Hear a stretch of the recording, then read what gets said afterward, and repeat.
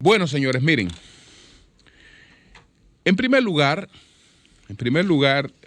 quiero hacer unas precisiones porque ayer aludí la fecha de 1923 y entonces en un lapsus hablé del gobierno de Rafael Estrella Ureña.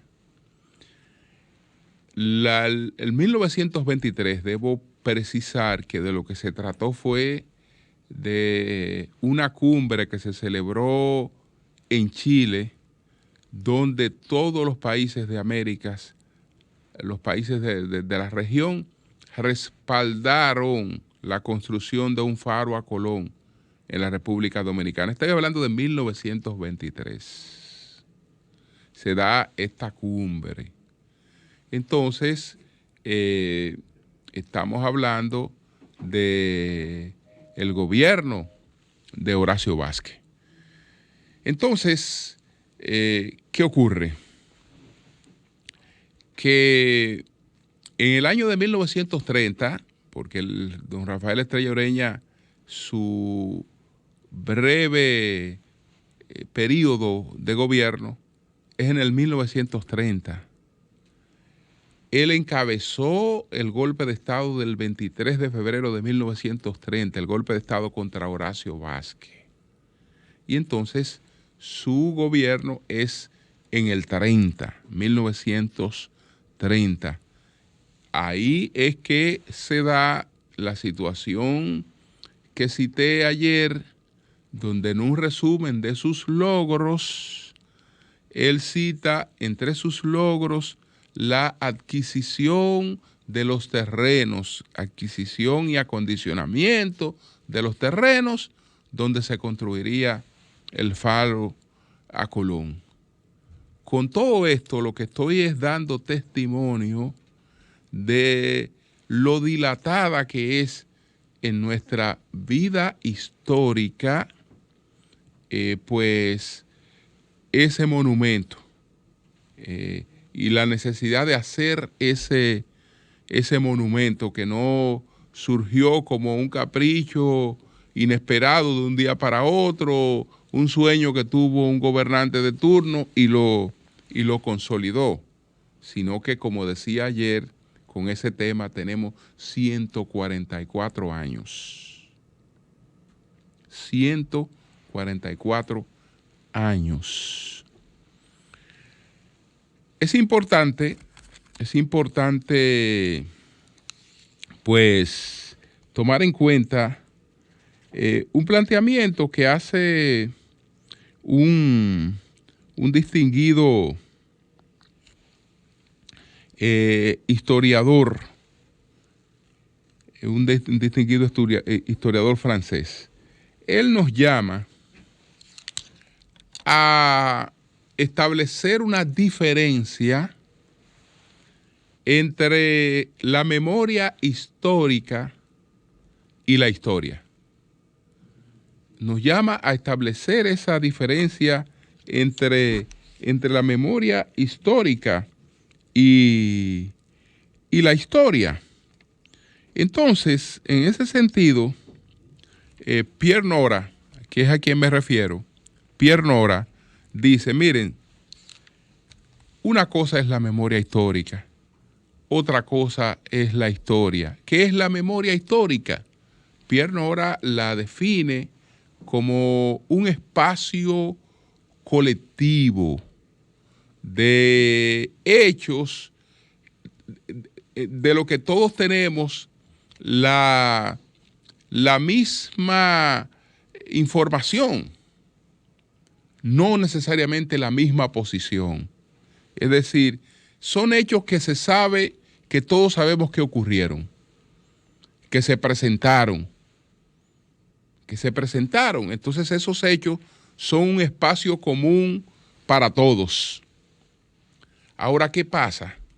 Que como la historia es una lectura crítica de esos hechos, y esa lectura crítica siempre va a pasar por los tamices ideológicos, entonces esa lectura crítica nos va a llevar a interpretaciones distintas de esos hechos, a interpretaciones, a lectura distinta de esos hechos. Entonces, a esa interpretación crítica es lo que él le llama la historia. Lo otro es la memoria histórica. Pero a veces, en aras de lo último, queremos borrar lo primero.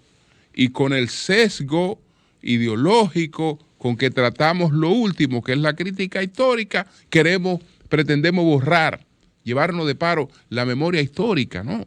La memoria histórica es un paso común, es un espacio común en el que todos confluimos, aunque tengamos diferencias sobre esos hechos.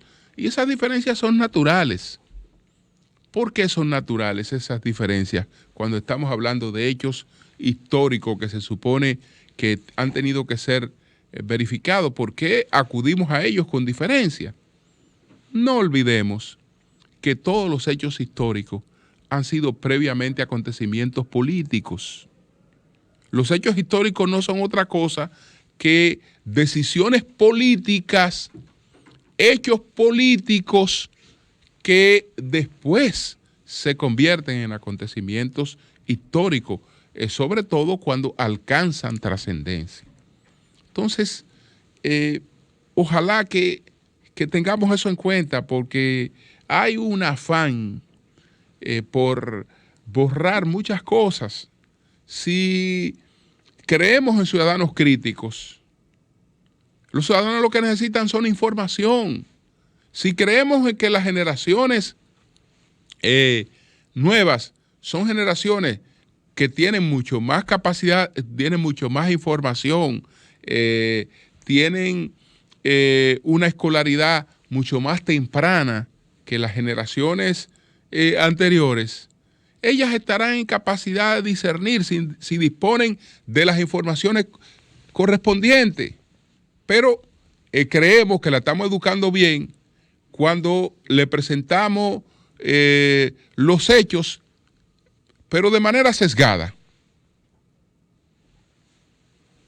En el primer año de la independencia, aquí hubo unos fusilamientos atroces, entre ellos una mujer de 25 años fue fusilada. Usted lee cualquier cosa y le explican que ese hecho ocurrió. Que eso ocurrió, pero ¿por qué ocurrió eso? Eso ocurrió por un capricho, porque el por qué ocurrió no lo explican. Y las personas no tienen derecho a saber por qué ocurrió eso. No, tienen que saber que eso ocurrió producto de una conspiración que encabezó Francisco Rosario Sánchez. La conspiración fue detectada, él pudo huir a Haití, no lo pudieron apresar, apresaron a Boy Duvergé, apresaron a María Trinidad, que tenía información de la conspiración, la dignidad con la que se comportó, es antológica porque no confesó absolutamente nada de lo que sabía, prefirió la muerte, aunque incluso por lo que decía su propio hermano, que se llamaba Narcisazo, ella tenía toda la información sobre la conjura. Bueno, ese fue una respuesta, un tratamiento a una conjura. No, sencillamente, miren, a un año después ocurrió esto. Pero eso ocurrió porque ocurrió. Eso ocurrió solo. Eso ocurrió solo. No. En ninguna parte usted se va a encontrar que está explicado el hecho y las razones. Que las razones no son las justificaciones, pero ¿de dónde salió eso? ¿Por qué eso se dio? Etcétera, etcétera, etcétera. Pero bueno, hacía referencia y Jova tiene la foto ahí de esta obra a la que quiero hacer referencia brevemente. Me refiero a una lectura crítica del Apocalipsis. Esta es una obra, un ensayo de Melvin Paredes Forzani.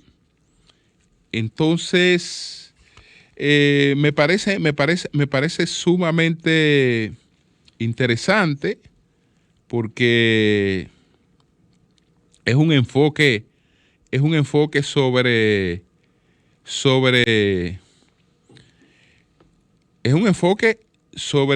el Apocalipsis. Entonces, él está planteando, entre otras cosas, aquí estoy buscando parte de las cosas que él plantea en esta obra, en el capítulo primero de esta obra. Él dice que no es posible determinar si en el pasado distante alguien fue capaz de codificar el verdadero significado del escrito, pues si esa persona existió, las condiciones de su tiempo no le habrían permitido salir a la luz.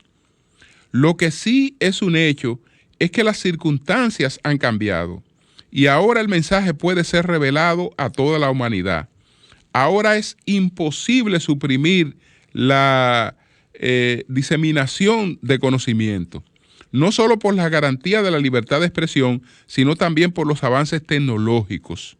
Por ello, ahora las condiciones están dadas para desvelar el misterio de la carta y culminar la noble tarea que se había propuesto el autor del Apocalipsis. Durante casi 2000 años, el libro del Apocalipsis ha permanecido como un gran misterio que ha mantenido perplejo a todo aquel que lo haya leído. Investigado y admirado por muchos, pero entendido por pocos, su verdadero significado, el cual continúa siendo de suma importancia, aún después de 2 milenios, te impactará y cambiará la manera con la que miras al mundo. Desafiará tus creencias y te hará reflexionar sobre tus hábitos.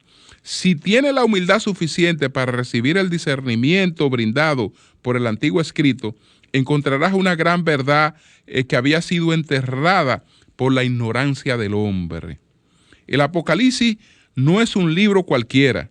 La manera brillante con la que su autor Juan oculta el poderoso mensaje, el poderoso mensaje que yace entre sus líneas, demuestra que el escrito es una magnífica obra intelectual, mientras que la profundidad del mensaje revela un discernimiento inspirado por una sabiduría no encontrada en el mundo ordinario. El libro del Apocalipsis es mucho más que una simple narración, es una instrucción, una explicación exhaustiva de la verdad, cuyo objetivo es el de convertir al ser humano en aquello para lo que fue predestinado. Y entonces está dedicado este ensayo de Melvin Paredes Forzani a esta lectura que trata de explicar los secretos que están en esta carta, que forma parte del canon bíblico, que de hecho él se pregunta, también me lo he preguntado, cómo esta carta, cómo este libro fue permitido en el canon bíblico, cómo fue aceptado en el año 398 cuando se hizo pues el canon bíblico. ¿Cómo fue que se aceptó este texto, el Apocalipsis de Juan? Porque ha sido sumamente polémico, confuso, ciertamente dificultoso, porque este texto, en manos de gente cuya comprensión lectora, ya ustedes saben cuál es. Ya ustedes saben cuál es la comprensión. Es una arma sumamente peligrosa. Sumamente peligrosa. Entonces, ya veremos. Ojalá que vamos a coordinar en cualquier momento, conversar con él, conversar sobre esta obra. Esta obra está disponible en Amazon. Está disponible en Amazon y tiene la ventaja que la lectura española uno se puede defender y bajarla gratis. Es decir, que por eso me he referido también a ella. Entonces, bueno, pero ya hablaremos de esto.